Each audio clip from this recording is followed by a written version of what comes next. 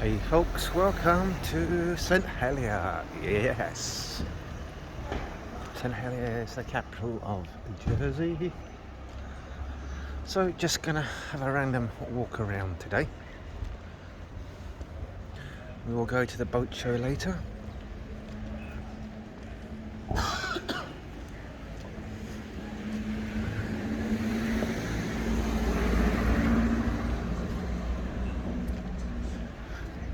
It's May 2024. It is Bankholiday weekend.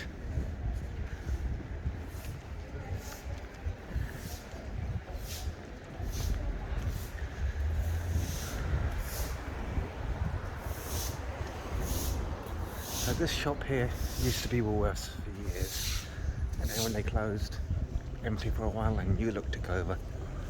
And I think New Look did okay to start with, but I just think it's dead most of the time. Don't know how they can have that much space. This used to be the old BHS building. That was empty for years, and then they rebuilt it into this place here, to Sports Direct and flannels and everything else, that rubbish. And the building was much bigger before. Probably was all the way up there.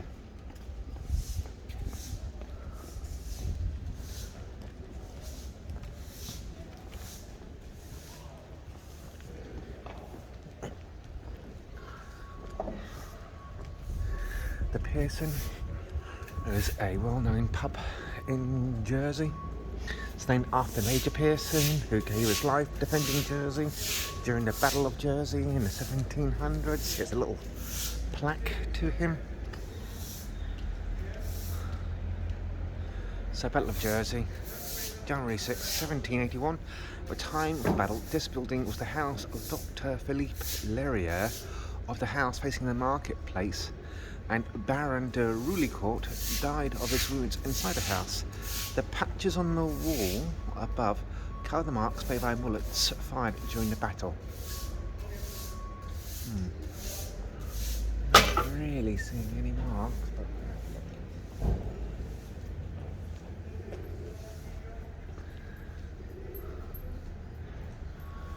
I can see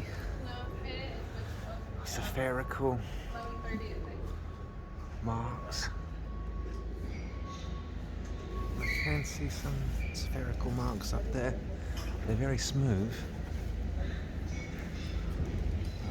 There's some bullet holes there by the side.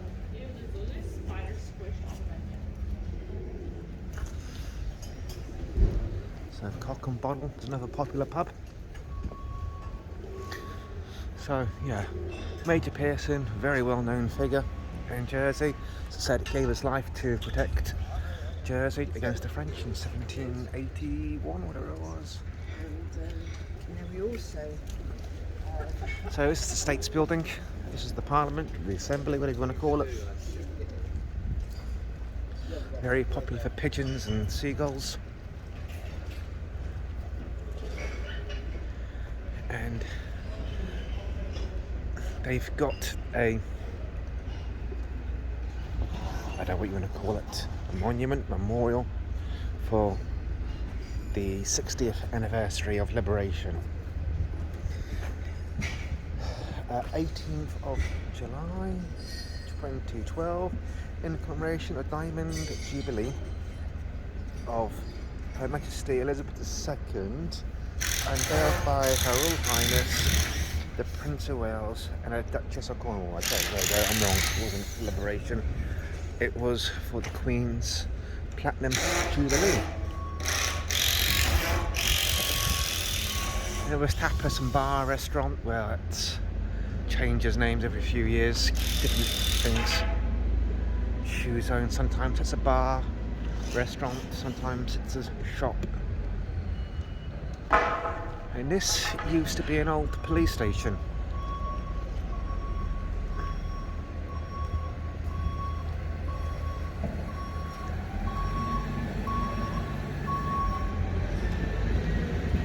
And there is an old police telephone here. La Vingtaine de la Ville. This was the Piquet House,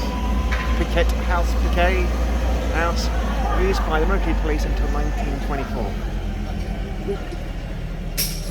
Until 1926, Piquet House was used as a military police station. 95, the adjoining premises were acquired by the state of Jersey to perhaps establishing a police station in the town centre. 17th October 96, the town police station was officially opened by Deputy M.A. Wavell, President of the Defence Committee. But it's funny, okay? I've never really seen the police in here. I don't think I've ever seen it. I always thought it was decommissioned years ago. And they had a police station just on the outskirts of town anyway, at Rouge Billion. And, you know, that would have been a 5-minute car ride to the middle of town.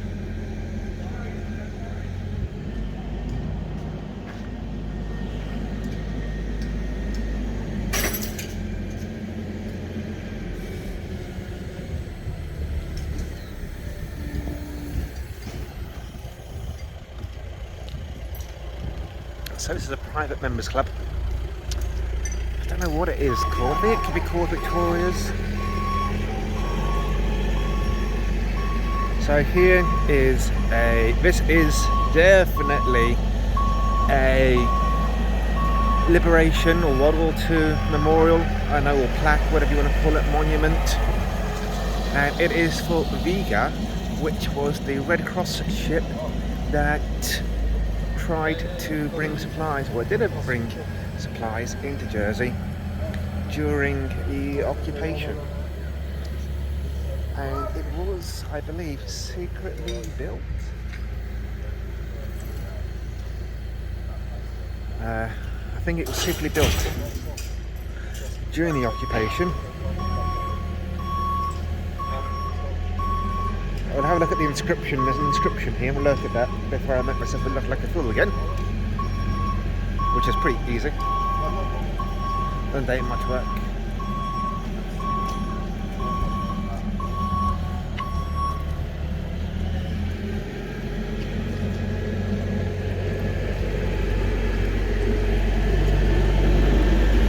So, Royal Highness Duchess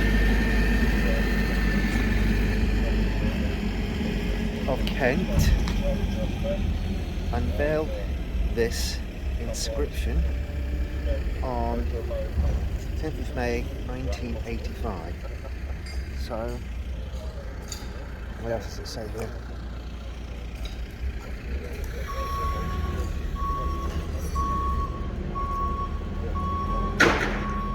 Played by the Red Cross ships Vega in bringing relief supplies.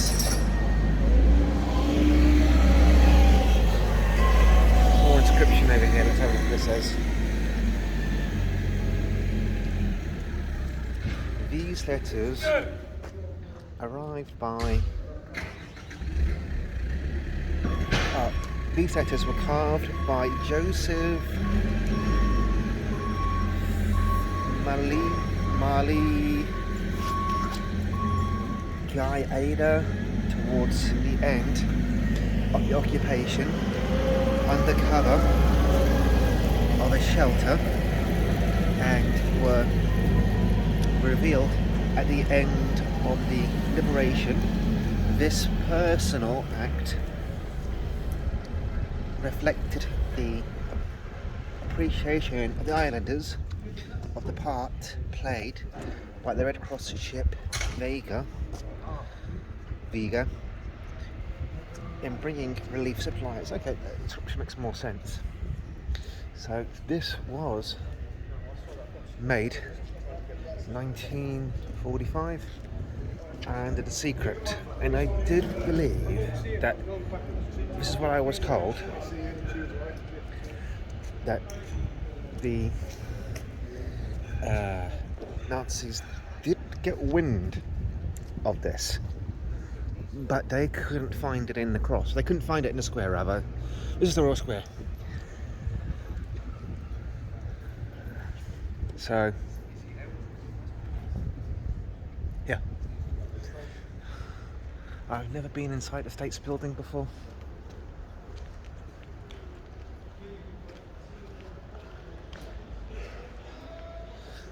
You know, I wouldn't mind being a States member, but believe it or not, they don't get paid enough.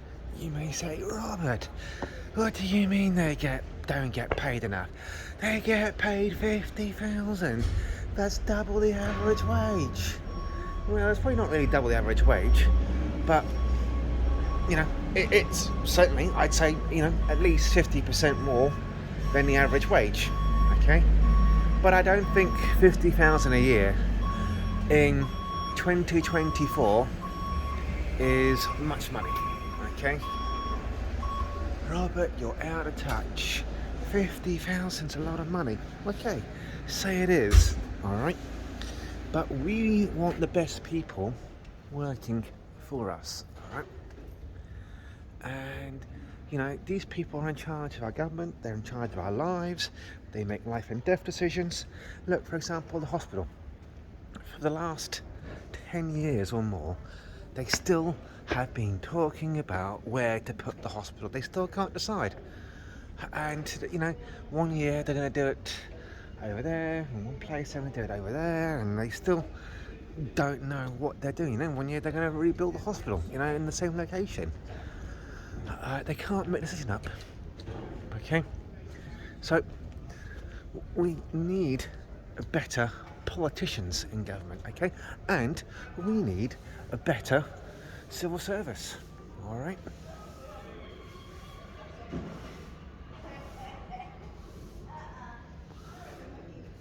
And you know, if you want top talent, you've got to pay top money. Like, for example, if you went to,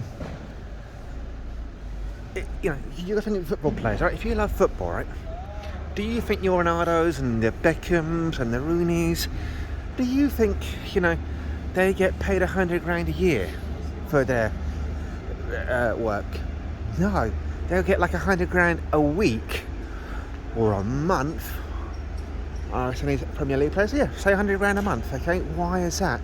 Because the club are a business and they want the best people playing football for them. They want the best employees working for them. So they get paid tens of millions a year, these footballers, and they get the best football. So like English football is considered some of the best football in the world. Why is that? Well, because the Premier League spends millions on salaries. And you know, and if you compare Premier League to, let's say, the Spanish league, I know what they call it, the Liga, Premier Liga over there, or Liga Premier, it's good football, but I wouldn't say, from my understanding, it's not as good as English football.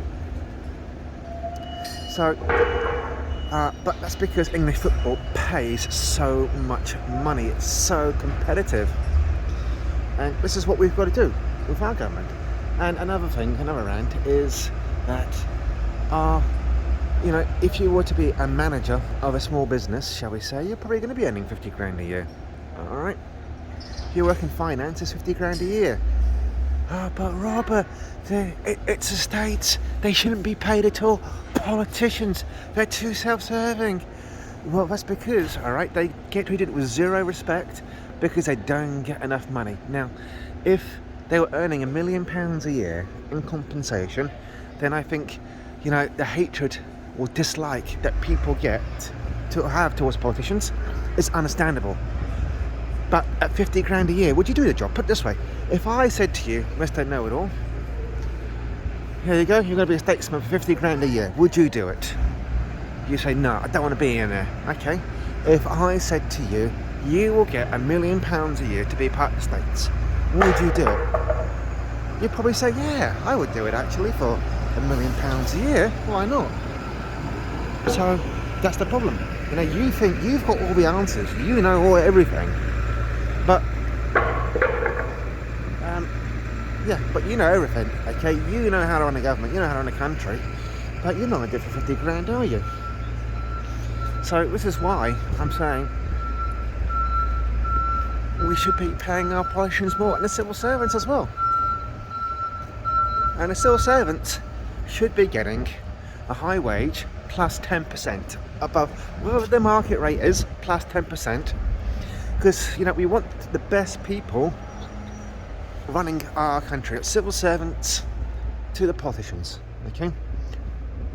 Market rate plus 10%. And I know you're going to complain and say, politicians, they don't do anything, they are useless, they shouldn't be paid, they should do it as a service. Well, would you do it for free? Would you do your job for free? Okay, look, money is everything. And so they should be on, in my opinion, 100 grand a year as a politician in Jersey. Okay? Yep, 100 grand a year. And you'll start seeing a better calibre of candidates coming through the door.